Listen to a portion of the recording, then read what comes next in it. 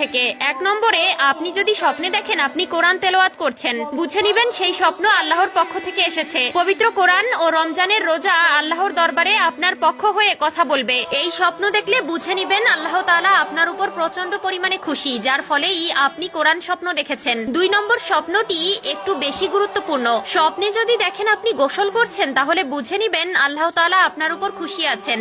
এই স্বপ্ন যে ব্যক্তি দেখবে বুঝে নিতে হবে তার শরীরে যত পাপ আছে, অন্যায় আছে, ধীরে ধীরে তা মুছে যাচ্ছে। আল্লাহ তাআলা তাকে ভালো আমলের জন্য কবুল করে নিয়েছে। প্রিয় দর্শক, অবশ্যই স্বপ্নকে অবহেলা করবেন না এবং যার তার কাছে স্বপ্নের ব্যাখ্যা জানতে চাইবেন না। মনে রাখবেন, স্বপ্নের ব্যাখ্যাকার আপনাকে যেভাবে স্বপ্নের ব্যাখ্যা দিবে, আল্লাহ তাআলা আপনাকে সেভাবেই প্রতিদান দিবে। তাই অবশ্যই স্বপ্ন সবার কাছে বলা যাবে না। আল্লাহ তাআলা আপনার উপর খুশি আছে, তাই আপনাকে এই স্বপ্ন দেখিয়েছেন। কিন্তু আপনি যদি আল্লাহর ইবাদত থেকে সরে যান, আল্লাহ আপনার উপর নারাজ হয়ে যাবে। অবশ্যই আল্লাহর ইবাদত বন্দেগী করবেন এবং